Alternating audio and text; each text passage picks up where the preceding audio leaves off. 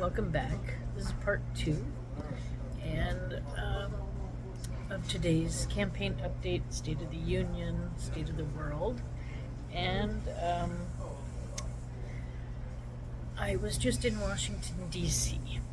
So right now there's a lot of news that Trump has put the National Guard in Washington, D.C., especially at the, what do you call it? The station, Union Station there, where the Amtrak station is. There's also a shopping mall with very exclusive shops. And then there's also, as far as Amtrak goes, there's also the Greyhound bus terminal there. And so it's a real mixture of places and people. It's for me a little strange that such an exclusive mall would be there. And then releasing the National Guard, I guess, to protect the mall. I don't know. When I was there yesterday, mostly what I saw was National Guards people buying chocolate at expensive chocolate stores. So I don't know. I don't know if the National Guard's being used appropriately in Washington, D.C., actually. That's what I saw. And then I was accused of not being allowed to use my luggage that I had with me, passing through the building, like I was some sort of bad person because I was walking in the door. I don't know what that was about. So again, we've got police forces doing things they have no idea what they're doing and what their purpose is, and they're harassing the average person. And this is shameful. So Donald Trump, Mr. President, you need to rethink whatever you're doing there in Washington with those National Guards. And we need to tone down the aggression from security people. We're not living in a prison in this country, as far as I know, but that is what it feels like. I feel like I'm a prisoner and I'm not allowed to do anything, and I get treated like that constantly. And this is just not done in other countries. It's a special thing to the U.S. right now. Why are security guards being so abusive? Why are police being so abusive? Why? What is the purpose of this? To harass people? So the State of the Union and the National Guard is poor in that respect. Men need to be less aggressive. And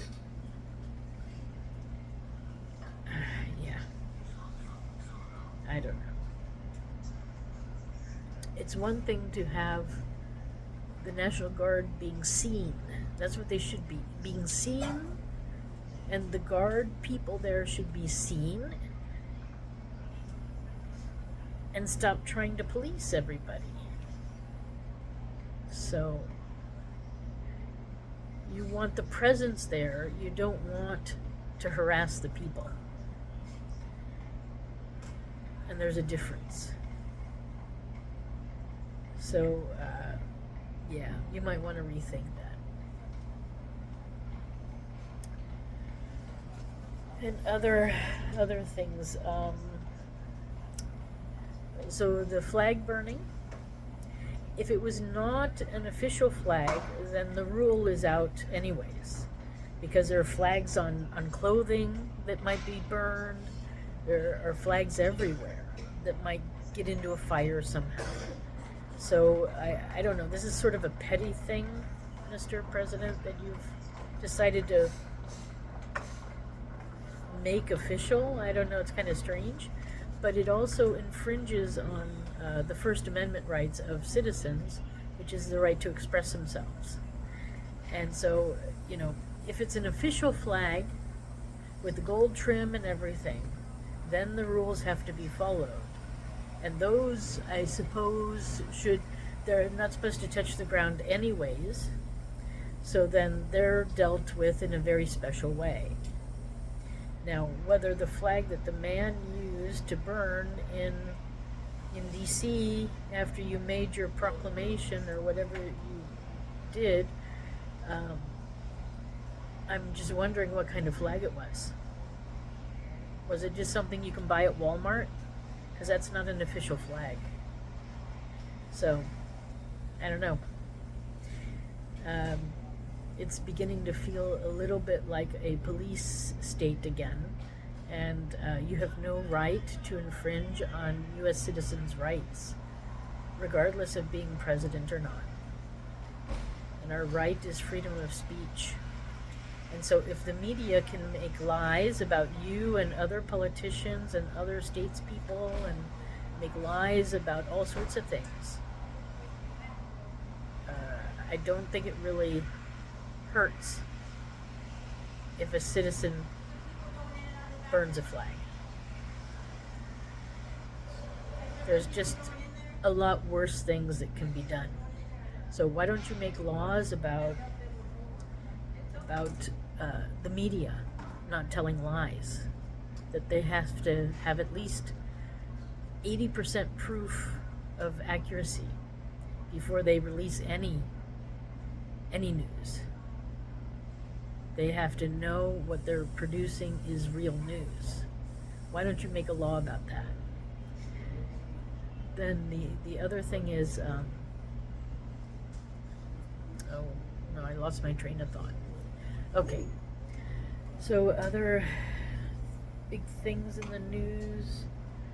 Well, you're not doing anything about or saying anything about the killing of journalists in the last couple of days in Israel, where I can remember, 10 years ago, when one journalist was killed in the Middle East,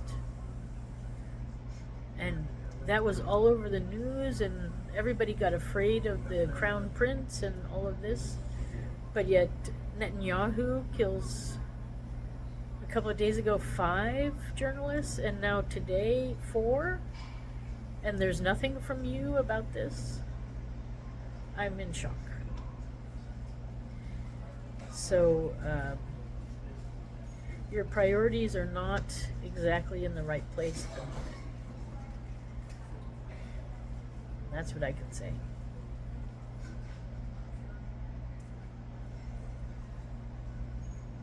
Yeah. So I think we'll stop here. This is the end of part 2, and then part 3 will be coming up, the state of the world.